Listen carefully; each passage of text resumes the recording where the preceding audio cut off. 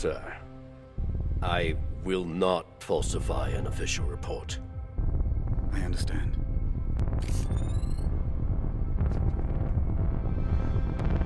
I will.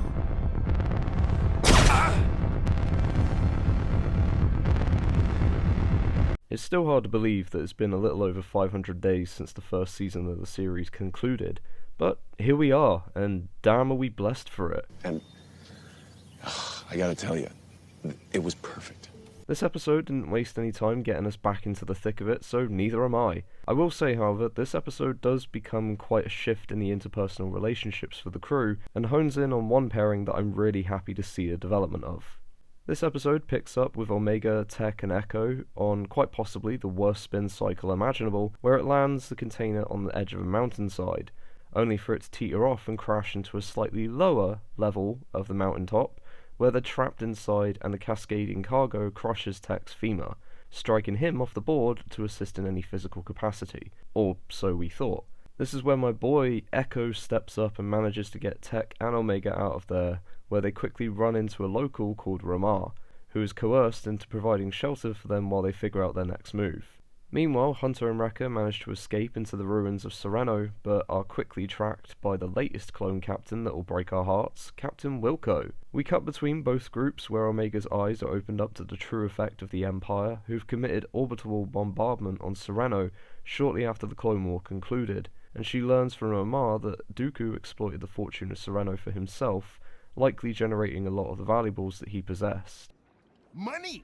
He comes to a decision initially that the Batchers are no different than the Empire for wishing to collect on the spoils of war, Oh, okay, I see what you did there. but realizes that she's just a little misguided and offers her a toy instead, something he feels carries more value for her right now in what it delivers in the long run, and something the galaxy is losing at this point, which is happiness. Omega, however, still steadfast to collect a bounty for the crew, returns to the crash site of their container, to which Echo follows to get her out of there before the Empire can catch up. During this time, Wrecker and Hunter attempt to activate some long-dead tanks on the grounds of Sereno until they're distracted by Wilco and his men, where we see some genuine ingenuity from Wrecker at this moment, who fashions a weapon out of the wreckage powerful enough to bring down a couple of ships, and manages to run off the troops for now. This was such an awesome moment that hopefully becomes a new addition to his arsenal just for being so crafty in such a tense situation. Then cutting back to Echo, he catches up to Omega and manages to get her out of the container, after finding out why she was so determined to collect on this, and it was due to his comments in the first episode that left her feeling guilty for putting the Batchers in the position they are, where they have to find odd jobs and constantly on the run. Thanks to Ramar and Tech, in a genuinely tense, hair-raising moment, they manage to get Echo and Omega out of there. Hunter and Wrecker make it back to the Marauder and collect the gang, to which Ramar leaves Omega the toy that he offered her earlier in the episode and reminds her to take joy with her in life, not greed. We close out the episode on possibly one of the darker moments to come out of the show, where we catch up with Wilco, who is providing an update for Admiral Rampart, who is informed by Wilco that the Bad Batch are alive. Rampart, concerned for his position in the Imperial Army and fearing the repercussions that might come if Tarkin finds out, tells Wilco to amend his report. Wilco disagrees with this, and Rampart pulls a gun out on him and kills him. What? The final shot being Wilco's body falling off of Dooku's palace landing pad. Fuck. This was quite the adventure, with the one aspect to any story that makes it for me a good character study and motivation. The heart and soul of any story. We obviously had the plot, that was to steal some shit. My days of breaking into places and stealing shit are done. What do you want me to do? I want you to break into a place and steal some shit. But what about everything in between? That came down to Omega and Echo. The subplot with Hunter and Wrecker certainly felt secondary, not any less important, just not as prevalent. Echo quickly rose to the top for me as one of the most compelling characters for the group following his return in Season 7 of Clone Wars, and to see his integration into the group throughout Season 1 was always a little uneasy, considering he shares skills and knowledge with Tech and is limited physically. Personally, he just didn't feel as adjusted to the group. Even when Crosshair was removed, he still felt disconnected for me, and that might just be my interpretation of events, but when Omega became part of this, he started to become more apparent.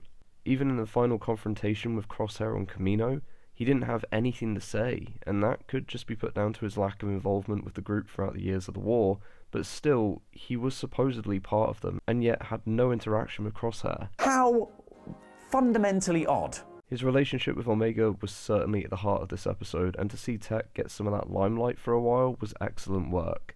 Tech proved to be a hell of a badass in the closing moments, limping himself over to help Omega and Echo while taking out a small squad of clones, and a gunship with one stationary machine gun. The resolve that Omega has is unwavering, unrelenting, and undeniable, and works brilliantly with the general stoicism that Echo possesses. To get that final interaction between them where Echo reaffirms his position regarding her rescue and care for her is a core memory moment for the show, and cements him absolutely as one of my favourites from the group. Hunter and Wrecker, as I mentioned, played a background role in this episode, and that was needed.